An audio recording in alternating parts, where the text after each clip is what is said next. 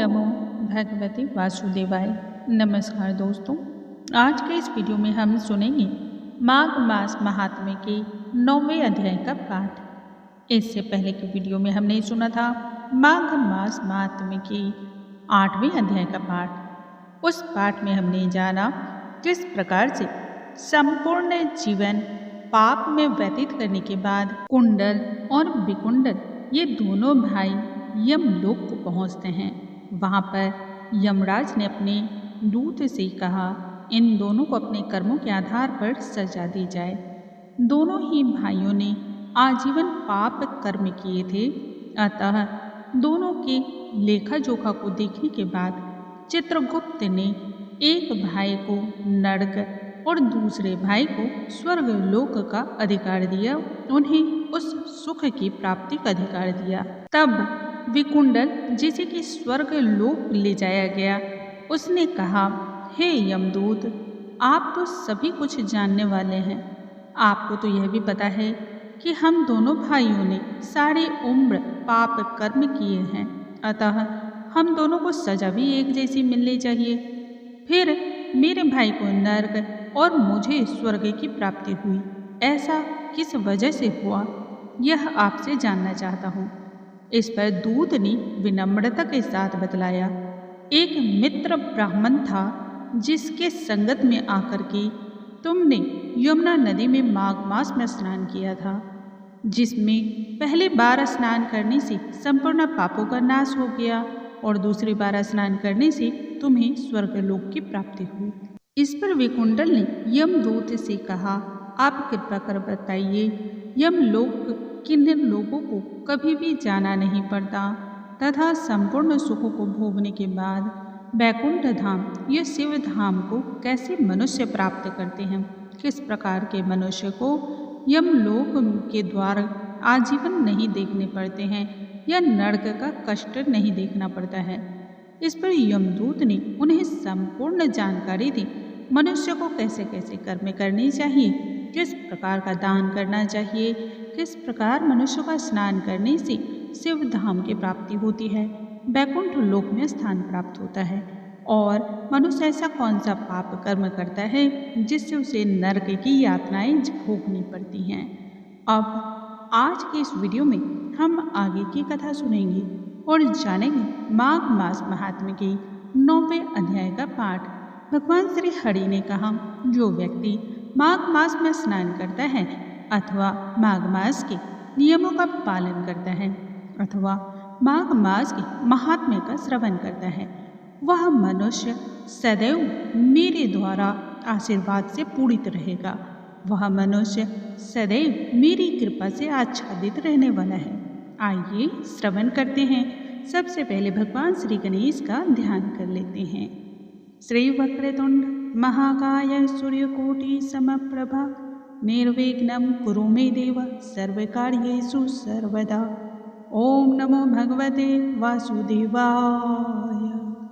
इस प्रकार से यमदूत आगे कहते हैं, मध्याह्न के समय यानी कि दोपहर के समय आया हुआ अतिथि मूर्ख, पंडित या फिर वेद पाठी हो या कोई पापी भी हो, हर कोई ब्रह्म के समान है। जो रात्रि में थके हुए भूखे ब्राह्मण को अन्न जल प्रदान करता है तथा मध्याह्न के समय जिसके घर आया हुआ अतिथि कभी भी खाली हाथ नहीं जाता और निराश नहीं होता, वह सदैव स्वर्ग का वासी होता है। अतिथि का सत्कार करने वाले व्यक्ति को कभी भी धन और संपत्ति की कमी नहीं होती है। बहुत से राजा और मुनियों ने भी अतिथि का सत्कार करके ब्रह्मलोक में स्थान प्राप्त किया। जो एक समय आलस्य से भी व्यक्ति को यदि भोजन करा देता है, वह व्यक्ति भी यमलोक के द्वार को कभी नहीं देखता। केसरी ध्वज से वह वस्त्र देव ने भी कहा था कि जो कोई इस कर्म भूमि यानी कि भूलोक यानी कि मृत्युलोक से स्वर्ग लोक प्राप्त करने की इच्छा रखता है, अथवा जो व्यक्ति कभी भी इस भूलोक से इस पृथ्वी लोक से स्वर्ग लोक जाने की इच्छा रखता है, वह सदैव अन्न का दान करे। इसमें कोई भी संचय नहीं कि ऐसे व्यक्ति को स्वर्ग लोक की प्राप्ति न हो। दूत आगे कहते हैं, यमराज ने उन्हें बताया है, अन्न के बराबर दूसरा और कोई दान नहीं माना जाता है। जो गर्मियों में जल का दान, सर्दी में उष्मा दान यानी कि ईंधन का दान तथा सदैव अन्न का दान करता है, वह कभी भी यम के दुखों को नहीं प्राप्त करता तथा नरक की यातनाओं को नहीं झेलता। जो अपने किए हुए पापों का प्रायश्चित करता है वह नरक को कभी नहीं देखता और प्रायश्चित न करने वाला मनुष्य घोर नरक में जाता है। जो व्यक्ति सदैव अपने पापों का प्रायश्चित काया, वाचा और मनसा के द्वारा करता है वह सदैव देव और गंधर्वों के द्वारा शोभित होता है तथा स्वर्गलोक को जाता है।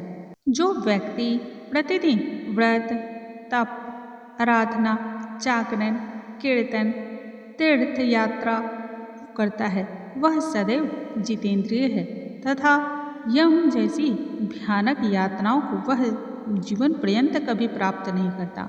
जो व्यक्ति प्रतिदिन धर्म आचरण को रखता हो, धर्म का पालन करने वाला हो, ऐसे व्यक्ति को दूसरे का अन्न, भोजन और जल, दान इत्यादि का त्याग करना चाहिए, क्योंकि दूसरे का अन्न, जल या भोजन को ग्रहण करने वाला व्यक्ति भी उन जैसे स्वभाव वाला ही बन जाता है।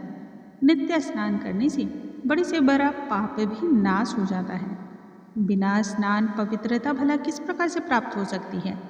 जो मनुष्य पर्व, पवित्र या फिर त्योहार के समय जो जल बहता रहता है उसमें स्नान करता है वह कभी भी बुरी योनि में जन्म नहीं ले पाते हैं तथा ना ही ऐसे व्यक्ति नरक को जाते हैं। माघ मास में प्रातः काल स्नान करने वाले व्यक्ति को नियम पूर्वक तिल, पात्र और तिल कमल का दान करना चाहिए। यमदूत इसके आगे कहते हैं, हे वेकुंडल, पृथ्वी, सोना, गौ जैसी चीज़ों का परम दान करने वाला व्यक्ति स्वर्ग से कभी वापस नहीं लौटता। बुद्धिमान पुण्य तिथियों, व्यतिपात, संक्रांति आदि को थोड़ा सा दान करके भी बुरी गति को व्यक्ति नहीं जाता है। सत्यवादी, मौन रहने वाला, मीठा वचन बोलने वाला, क्षमाशील, किसी की निंदा न करने वाला, सभी प्राणियों पर दया का भाव रखने वाला, नीतिवान तथा पराये धन को घास की ढेरी के समान मानने वाला मनुष्य कभी भी नरक के दुखों को नहीं भोगता है। इस प्रकार से आज के इस वीडियो में हम सुना माघ मास महात्म्य के 9वें अध्याय का पाठ। यहाँ पर 9वें अध्याय का समापन होता है। बोलो भगवान श्री हरि की जय, भगवान वसुदेव की जय। दोस्तों, कल के वीडियो में हम सुनेंगे माघ मास महात्म्य के 10वें अध्याय का पाठ और जानेंगे आगे की कथा। जिस उत्तम कथा के श्रवण मात्र से ही भगवान श्री हरि की कृपा की प्राप्ति होती है, भला उस उत्तम पाठ को क्यों न श्रवण किया जाए, क्योंकि विरले ही मनुष्य को भगवान श्री हरि की कृपा की प्राप्ति होती है। इस पाठ का यदि आप श्रवण कर रहे हैं तो यह भी इस बात की ओर संकेत करता है कि भगवान श्री हरि की कृपा आपके ऊपर बनी हुई है। भगवान श्री हरि की कृपा के बिना मनुष्य किसी भी चीज़ में ना तो सत्यगामी हो सकता है, ना ही सत्य आचरण रहने वाला व्यक्ति हो सकता है। इसलिए सदैव सत्य प्रकार के आचरणों का पालन करना चाहिए। जितना संभव हो सके किसी को भी दुख नहीं देना चाहिए तथा दान धर्म करना चाहिए। कल के वीडियो में हम फिर से मिलेंगे नए अध्याय के साथ। तब तक आप सभी स्वस्थ रहिए, हंसते रहिए और मुस्कुराते रहिए। कमेंट बॉक्स में ओम नमो भगवती वासुदेवाय लिखना बिल्कुल ना भूलें।